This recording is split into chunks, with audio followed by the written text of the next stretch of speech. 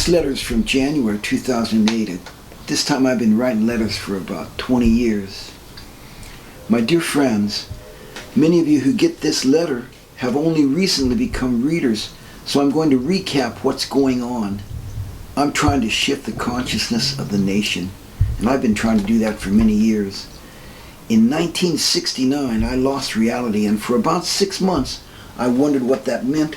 Then for about a year, I didn't wonder what it meant, but I simply wandered around seeing.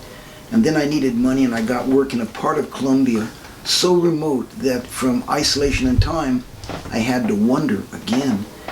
At first, I thought it would be cool. I would recall and reflect on the marvelous journey I had been traveling, but instead, questions began to pound my thoughts.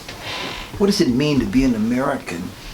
Are all people equal, even women, even Colombians? Now, what is God? What does it mean to be Christian? Are there inalienable rights?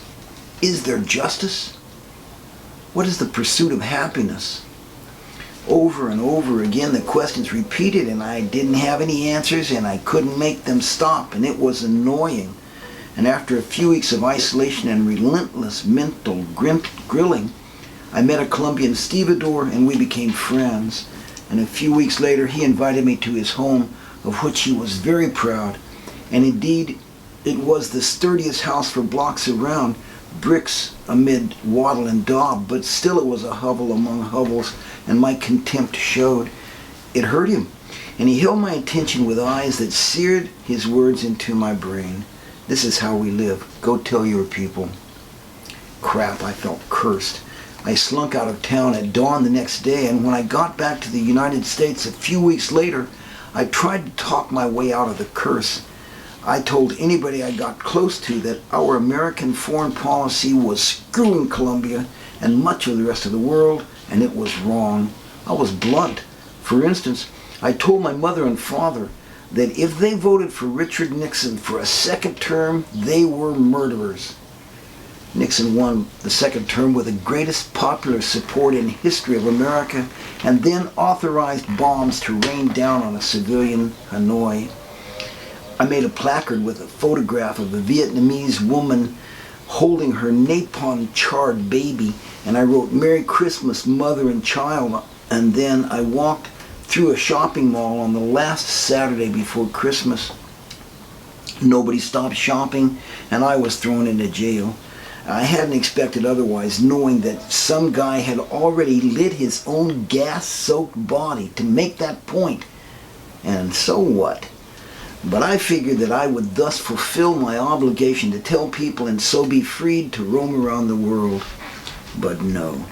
Years later, settled in southeast Fresno, trying to live a life modest enough to be a reasonable aspiration for anyone in the world, but luxurious enough to satisfy my every want, I was still nagged by his words.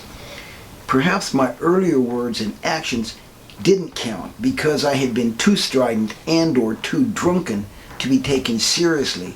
So in 1983, dry for many years, a sober family man, I tried it again. There had been a flare-up of our media outrage because the USSR had shot down a Korean civilian airliner that had flown into Russian airspace, and I sent this letter to the local paper, and it was printed December the 19th, 1983, to the editor of the Bee. My sense of justice is disturbed. I recall our Thanksgiving firebombing of Hanoi in 1972. As with the shot-down Korean airliner, there was a great loss of civilian life, and both were foul, evil deeds, inexcusable murder, and the Russian military, government, and people should be ashamed, but no more so than we Americans. For Americans to condemn the Russian crime and not our own is low, self-serving act that gives the impression that we are not truly upset, but rather are simply using their foul deed as a pretext to heat up the Cold War. True outrage would take a positive course, and rather than condemn the Russians, we would cease committing murder ourselves. We did not have to bomb a hospital in Grenada, or strafe Syria, or send military weapons and advisors to Honduras and El Salvador. Yet many Americans defend the killings done there. They say, oh, the Russians did it. But that's no defense. If I were to kill somebody and then justify it by claiming that so-and-so killed somebody too, I would still be condemned for murder.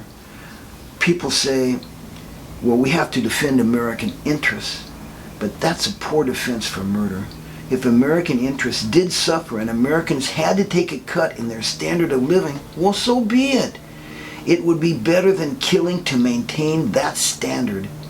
People say, we must defend ourselves from communist attack. But I say if Russia or any country attacks America, then we will fight to the death.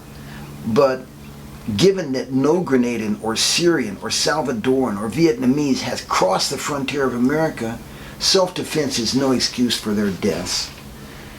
This Christmas season, let Americans recall the Pledge of Allegiance, in which our flag represents a nation with liberty and justice for all. Let us consider the Declaration of Independence, which claims that all people have inalienable rights to life and liberty. Let us, individually and as a nation, be guided by respect for the lives of all people. There was no response to that letter. We as a nation continue to murder as much as or more as ever, but I told myself that I could not be any clearer about the dichotomy of being a nation of liberty and justice for all while murdering around the world. Thinking my duty was done, I concentrated on husbanding life in Fresno, and by 1987, my children had grown to be no longer needing all my time, and I wrote the first of these letters. In the life that I had lived before building a family and homestead, I had met many people dear to me, and I wanted them to know that I was settled and happy, and that they were in my heart, and I wanted news of them. My idea was that I would write about my current life in such a clever, provocative way that recipients would be compelled to write back. In that first letter, I wrote about personal politics, about being a dry alcoholic, my melodramatic and adamant environmental hippie objections to getting a dryer, and Tina's purchase for the dryer anyway. That letter didn't work out as planned. It simply went unanswered or returned as undeliverable. But whatever tension I had had about the dryer vanished with writing that letter. Maybe people didn't write back, but the dryer is in the utility room, and it's on paper, and it's out of my thought. Also, I read the letter aloud to some family and friends who seemed to enjoy it, and the ham in me loved that, and it came to me that I might be able to clear my mind of nagging thoughts by dumping them on paper and sending them off. I had actually begun writing a precursor to these letters 2 years earlier than that, when I was talking with a friend about the horror of America's involvement in the Iraqi massacre of Kurds in order to involve ourselves in the massacres happening in Central America. As I said above, I felt my obligation to tell people was done, and I was simply chatting with this man, a liberal Methodist minister, as aware as I was of our evil ways in foreign lands. In fact, he had just agreed with me that our foreign policy of the last 35 years, Republican or Democrat in charge, had been evil. And then he told me that the Republican Reagan was so bad that he was going to vote for the Democrat because it was the lesser of two evils. I was shocked. He was a kind, loving man, aware of facts, who professed to be a follower of Christ, and he was going to vote for evil? I couldn't believe it, and I told him that for the good of his soul and his conscience, knowing both sides to be evil, he must write in the name of someone not known to represent evil. He looked at me as if I were a fool, and he insisted that because Reagan was so bad, voting for the lesser evil was the only practical option. Not on my watch, I thought, as the old nag returned to me. That people in general didn't hear or acknowledge what I said was one thing, but for a professional Christian espousing a vote for evil, even a lesser evil, because it was practical, was too much. I decided to confront professional, religious, and political, and media people with written charges, supported with facts. of current American wrongdoing, demanding that they refute the facts or defend the wrongdoing or concede they were evil and need to change our ways. Initially, I actually thought that targeted people would respond with open, honest debate. And when I read that a group was forming at the same time that was calling itself the Fresno Lay Institute of Theology, I became a charter member and I sent this letter to them after their first organized panel discussion. This was in the fall of 1986. Here's the letter that I wrote. Dear Dr. Salomonow, Reverend Galustian, and the Fresno Lay Institute of Theology, at the Holy Lands, Holy Wars talk, I asked, why should a peace-loving person in the San Joaquin Valley be involved in the Middle East?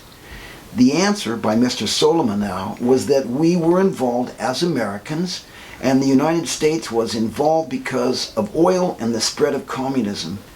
Beyond that, there was no other reference to my question, implying agreement by the audience and by the Reverend Galustian. But that answer was insufficient in that setting. The question was about the individual, not the nation. Even though most Americans feel that the nation's involvement and their own involvement is so much the same as to be beyond question, people gathered in the name of theology should be loath to accept this charge without further discussion. The 2 hours of lecture showed America to be involved in supplying the means for murder and sometimes committing the act. Furthermore, that the situation there was and is such that any involvement leads inevitably to supporting one faction or another in the commission of murder, even urging one or the other to do the killing. The situation was pointed out as so bleak that Reverend Galustian's conclusion was, and I quote, there is no hope for peace in the Middle East. Mr. Solomonow did not in any way disagree with the facts presented, but he did contend that there was hope. The hope that all parties would begin to live in peace and harmony, justly sharing the territory, but he did not present this as likely. The talk could be summed up this way. A hopeless situation that has led to murder and will surely lead to more murder, in which America is involved for the sake of oil and to stop the spread of communism. The question about why any individual should be involved raises two areas for further discussion. First, is someone responsible for the actions of the nation? If your vote is worthless, end of discussion. But if your vote actually matters, then the second part of the discussion should deal with whether murder to get oil and stop communism is okay. The first issue is of utmost importance for people gathered in the interests of theology, particularly if they fear the God of the Bible. Does God hold the nation or the individual accountable?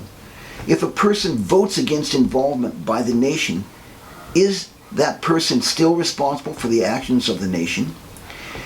If the two major candidates are all for continued weapons for the Middle East, should an individual write in the name of someone opposed to such arms deals? Would this vote be wasted? Is it wise to say, well, I had a chance to vote for peace, but I decided instead to vote for the lesser of two evils? Is there any profit for a Jew or a Christian to willfully vote for evil, even a lesser evil? What might be gained by saying, well, I told the fighters over there to patch up their differences and treat each other like neighbors, and then we will deal with them. But meantime, no more arms or other help in the commission of murder. Let God to handle this, for it is beyond the power of the United States of America. The second area for discussion, what would be lost if Americans in sufficient numbers voted to mind our own business? There's a natural division here into two areas, the loss of oil and the loss of territory to communism. Dealing first with oil, would all the oil be lost? Could America still buy oil in an open market? Is it possible that all that is being discussed is a fairer distribution of resources? Is it possible that all that is being discussed is a fair distribution of resources? Would having to buy oil with something other than arms provide markets for American farmers and manufacturers? If the lost oil could not be replaced, what would America lose? Could America adjust by simply not producing vast quantities of styrofoam and other disposable plastics? If gas per family were rationed to 50 or 30 or 10 gallons a week, at what point would you personally feel it was all right to be involved in murder to maintain that ration? Finally, what if communism spread throughout the Middle East and then beyond to Africa, Asia, and Europe? Would there still be trade? How would our borders be threatened? What national defense and when national defense and stopping communism are used interchangeably, should it be accepted without further discussion? If the communist bloc ringed America, would they attack our shores, knowing that we have enough atomic weapons to lay waste to the whole world? Is it perhaps that Mr. Solomonow's assessment should more correctly be, America is involved because of oil, and America particularly does not want the communist bloc to control that oil? Would America's defense budget be lowered dramatically if we were not paying huge sums into the Middle East? What, am I alone in thinking about this? The only response to that letter was from Mr. Solomonow. He's a worker for the Society of Friends in the Middle East, who sent a kind letter to me saying that he sympathized but reaffirmed that the only hope was an unlikely change of consciousness. I was completely underwhelmed. How do people espouse liberty and justice for all and support murder in the Middle East at the same time and not have hypocrite echo into their mind? Maybe I hadn't been as clear as I meant to be, so I continued for about 10 more years to write and speak, but gradually I lost hope of any reasoned response. For instance, here's a letter that I sent to the local paper, and it was printed in October of 1990. Today, Ike Eisenhower would have been 100 years old, and there was radio commentary that included a reprisal of the Gary Powers U-2 affair. And what a tense couple of weeks it had been. The Soviet accusation that we had been violating their airspace and international law, and our adamant denial, the Soviet presentation of irrefutable evidence, and Ike's reluctance admittance, and then the Soviet demand for an apology, and our refusal to express any regret except for getting caught. Memory of that time came back forcefully to me. The paper, the TV, the radio, all the media trumpeted our innocence, and Ike went public to make it clear that America did not go about breaking the law. And I believed it, and everybody believed it, because we were a nation founded on law and with the respect for law, and Nikita Khrushchev was a lying, ranting Soviet liar and devil. And it was clear where truth and justice lay. But I cried this morning, listening to the radio, to realize that that was the last time that I was sure where truth and justice lay. Citizens, when you go to the polls this November, consider if your vote will help restore a time when America and truth and justice would go together. The last time that I spoke my mind publicly in a public forum was in October of 1993, and that was when the Fresno Lay Institute of Theology hosted a forum to discuss a book called The Good Society. And I read this statement to the assembly. America is following an evil course set by the National Security Council more than 40 years ago. This small clique of very rich people dictates that America do whatever is needful with no moral or legal compunction to keep our economic and advantage in the world. Chicanery and evil is our way. We've involved ourselves in lives and murder and theft in Iran and Vietnam and Cuba and the Congo, Cambodia, Brunei, Grenada, Libya, Panama, and more. And none of our involvement can reasonably shown to have advanced goodness or justice or democracy, but all of it can easily be related to a policy of anything for money. No good society can exist based on such a foundation. Withhold your support and vote only for people who denounce this course. There was no reaction or response to my impassioned tirade, but I continued to write to the paper occasionally. Here's a letter that was printed in April the 30th of 1995. Politicians and pundits saturate the media with outrage over the killing of innocents in Oklahoma and ask, how could anyone do so foul a deed? Although the question is probably rhetorical, our own recent history suggests some answers. Perhaps the innocents were killed because there was a suspected terrorist in the building. That was the excuse that we used when we sneak-bombed Gaddafi's home in Libya and killed his 4-year-old daughter and other innocents.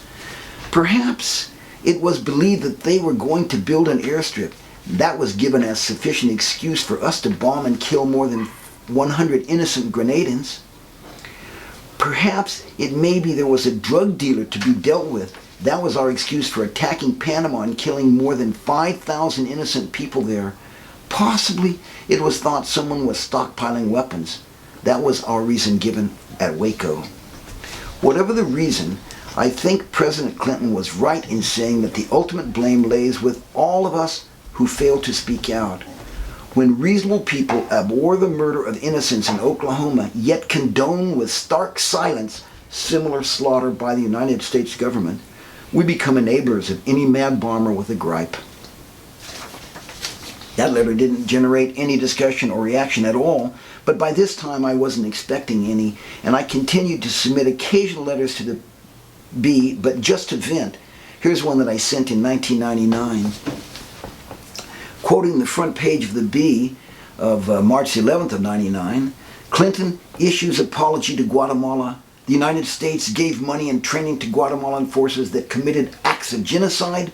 U.S. training of Guatemalan military officers played a significant role in the torture, kidnapping, and execution of thousands of civilians.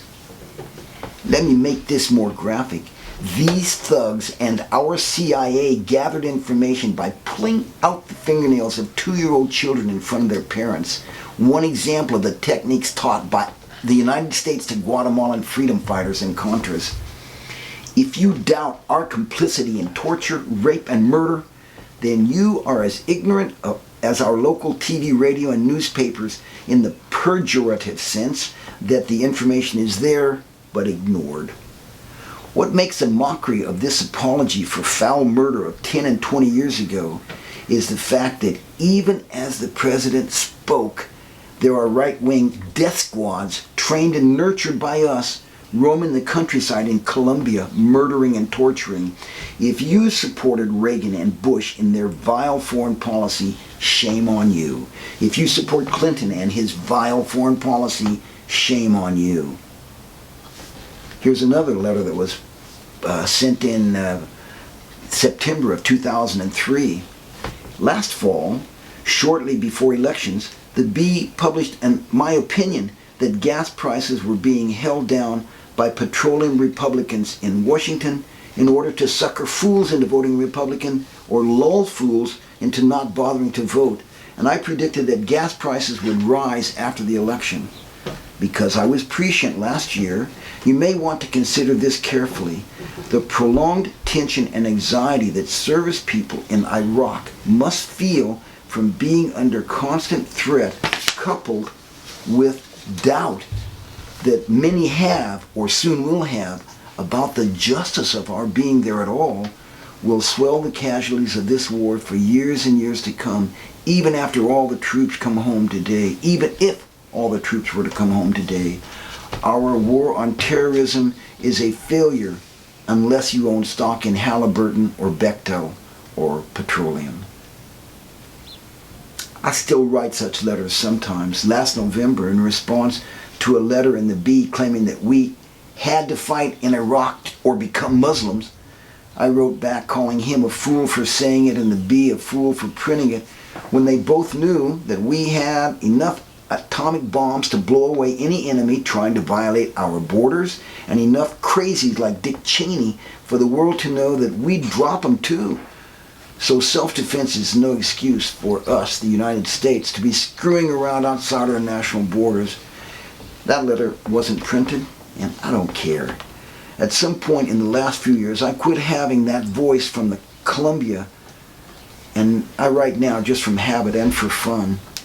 Also, although response over the years from the religious, political, and media people that I target because I thought they had a professional duty to reply has been negligible, there has been plenty of personal response to these letters, and I have come to think that professionals, like those people that I targeted, don't set opinion but only come to reflect it. Which brings this letter back to the beginning. What I'm aiming for is a change of national consciousness so that the enormous disjunction between believing that all people have a right to life and liberty and that it's okay to murder non-Americans is as unimaginable as that slavery is okay or that women are chattel. That this is what I'm aiming for, and I don't care that I consistently miss the mark. My mind is at ease for having fired off the idea, more than at ease now that I think about it as I close this letter. I sense that I'm riding a just rising swell of goodwill and peace, and even if it's only imaginarily surfing on the back of an idea, it feels good, and it's the perfect spot to send along my wish for peace and love. Eric.